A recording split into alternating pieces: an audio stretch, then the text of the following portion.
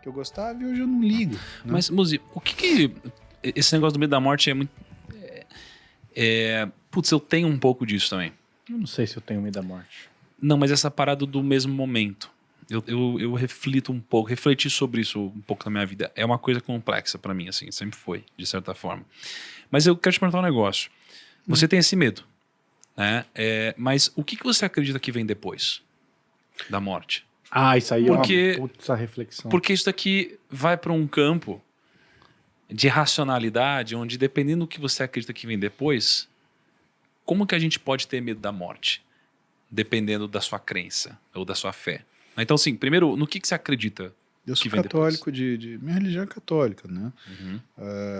Minha fé é católica, é o que eu professo. Mas, sabe, Thiago, eu não penso no que vem depois porque eu não me lembro do que tinha antes. Então, para mim, não faz sentido pensar no que vem depois. Né? Se eu lembrasse do que veio antes, né? Vamos supor que eu fosse budista e eu acreditasse em reencarnação. Tá? Se bem que os pilares do budismo são muito legais, né? Eu acho bem bacana, né? Mas vamos supor que eu fosse budista e eu falasse assim, ai, cara, que vida complicada. A minha última vida foi tão mais fácil, eu não tinha problema, eu morava numa praia, eu vivia da minha arte, né? Mas eu morri com 54 anos de um tubarão me comeu. Não, então... até que não foi tão ruim assim. Então, eu não tenho razão para pensar o depois, né? Até porque... Então você não tem fé na sua religião? Eu tenho muita fé.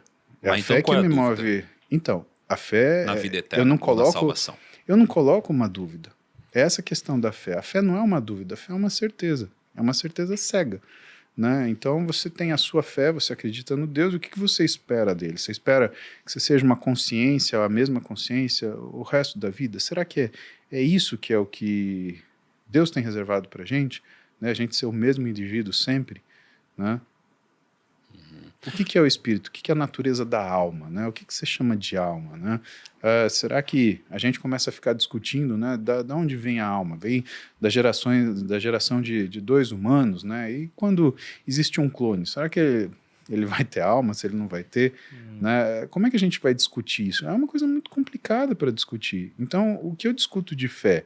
Né? O que eu discuto de fé eu acho que não adianta você ser um católico que professa a fé, mas ao mesmo tempo contraria tudo que é mandamento. Né? Você trai, você rouba, você agride, você machuca, você quer o mal do seu próximo, você não é piedoso. Né? Eu olho dessa forma. Né? Eu olho a fé em relação àquilo que você tem que fazer na sua vida, não depois da sua morte. Né? É muito... senão, não vira fé, Thiago, vira uma barganha. Não, eu vou fazer isso porque eu quero ir para o céu. Mas isso não é caráter. Isso é negócio. Uhum. E de negócio é uma outra questão. Né? E o que eu acho interessante em religião, se você pegar todas as religiões, elas têm uma moral muito próxima, né? Que é você não ferir o seu semelhante, que é você cuidar das pessoas que estão abaixo da sua responsabilidade, que é você tornar um mundo melhor que você vive, né? Você ter filhos, né? Para melhorar o mundo e não ter um mundo para os seus filhos, né? Porque vamos pegar a igreja católica, você é católico também? Eu sou evangélico. Você é evangélico, tá? Mas na igreja católica você tem 2 sacramentos importantes, a vida eclesiástica e a vida conjugal. Ou você se torna padre, ou você se torna um pai de família, no caso dos homens, tá? E por que você se torna padre? Porque você leva a mensagem, né, de Deus, através de Jesus Cristo, para o máximo de pessoas que você conseguir. Ou seja, você está fazendo uma coisa pelo mundo. Agora, quando você tem uma família, você não pode exigir que o mundo seja bom para os seus filhos. Você faz filhos para ser bons para o mundo. Uhum. É esse que é o ponto. Né? Eu acredito que a questão da fé e daquilo que você acredita, né, ela não tem essa relação de barganha, ela tem uma relação de aceitabilidade. Primeiro, aceitar a sua finitude. Né? A gente foi feito para acabar. Isso deixa a vida magnífica. Porque quando você olhar para sua mulher, você vai falar assim, é o amor da minha vida. Quando você olhar para os seus filhos, você vai olhar e falar assim, foi a melhor coisa que eu fiz na vida. Né? Como é que você faria isso se você vivesse para sempre? Né? Ou o que você seria se você vivesse para sempre? Cara, talvez a vida seja que nem um banho quente, né? É uma delícia no começo, mas chega no final você começa a ficar todo enrugado, cara. E aí você tem que sair, né? Quanto será que o teu cérebro suporta ver as pessoas se repetindo? Porque as pessoas se repetem, né? O que será aquilo que você tem medo de morrer? Você pode ter, por exemplo, não medo de morrer, mas você ter curiosidade. Pô, mas como que será São Paulo daqui 300 anos? Né? Será que a gente vai resolver o problema das inequalidades no mundo? Será que a gente vai conseguir superar o que são as diferenças entre os povos? Será que a guerra realmente vai ser uma coisa que vai acabar? Porque o pessoal vai entender que, até financeiramente, guerra não é uma coisa boa.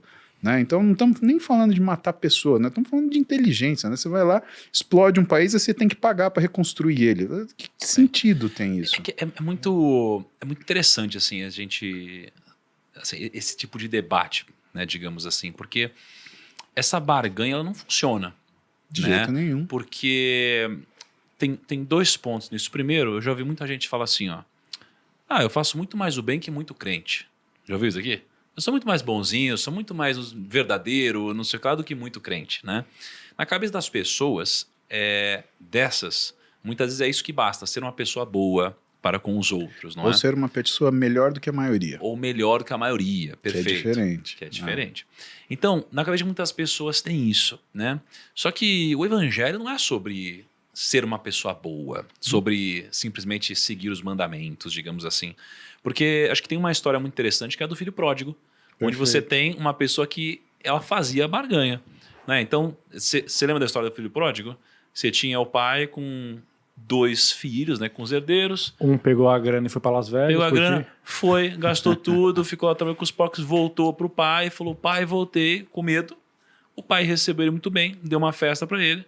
E o outro irmão chegou e falou, isso é um absurdo, porque eu fiz tudo o que meu pai queria, fiquei aqui o tempo todo, não fiz nenhuma besteira, não saí, não peguei essa herança, e no final dos contos você está dando festa pro outro filho que fez todas as besteiras, né? E em tese, esse daqui foi o filho que fez tudo certo. Ou seja, ele barganhou, mas no final das contas ele não se transformou de verdade.